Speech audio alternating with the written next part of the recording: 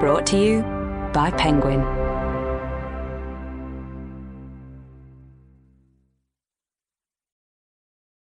Blue-Eyed Boy by Joanne Harris. Read by Colin Moody.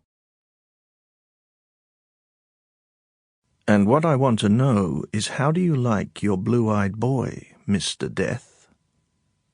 E. Cummings, Buffalo Bill. Part 1. Blue. Once there was a widow with 3 sons, and their names were Black, Brown, and Blue. Black was the eldest, moody and aggressive. Brown was the middle child, timid and dull. But Blue was his mother's favourite, and he was a murderer. Chapter 1.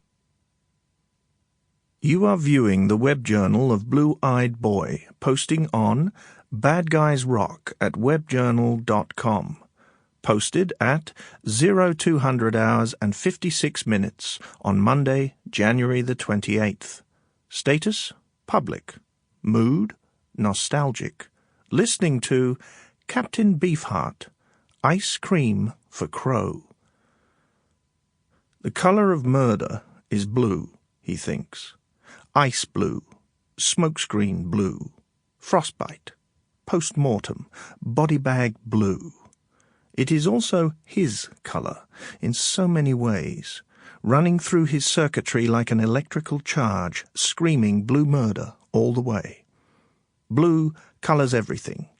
He sees it, senses it everywhere, from the blue of his computer screen to the blue of the veins on the backs of her hands, raised now and twisted like the tracks of sandworms on Blackpool Beach, where they used to go, the 4 of them, every year on his birthday, and he would have an ice cream cone and paddle in the sea and search out the little scuttling crabs from under the piles of seaweed and drop them into his bucket to die in the heat of the simmering birthday sun. Today he is only 4 years old, and there is a peculiar innocence in the way he carries out these small and guiltless slayings. There is no malice in the act, merely a keen curiosity for the scuttling thing that tries to escape, sidling round and round the base of the blue plastic bucket, then, hours later, giving up the fight, claws splayed, and turning its vivid underbelly upwards in a futile show of surrender, by which time he has long since lost interest and is eating a coffee ice cream. A sophisticated choice for such a little boy, but vanilla has never been his taste, so that when he rediscovers it at the end of the day, when the time comes to empty his bucket and to go home, he is vaguely surprised to find the creature dead, and wonders, indeed, how such a thing could ever have been alive at all.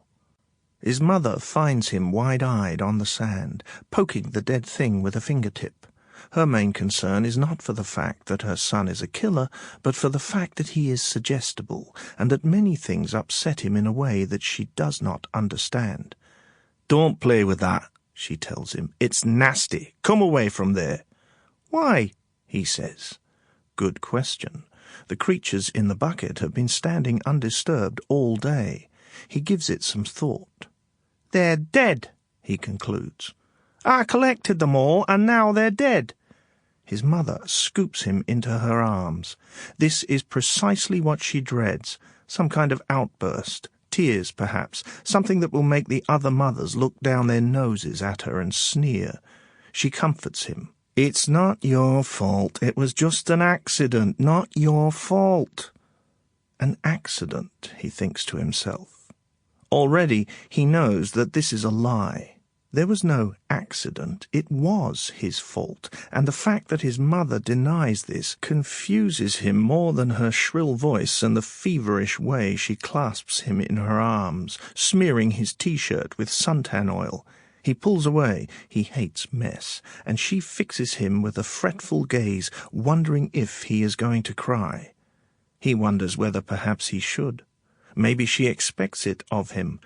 But he can sense how very anxious she is, how hard she tries to protect him from pain, and the scent of his ma's distress is like the coconut of her... Sample complete. Ready to continue?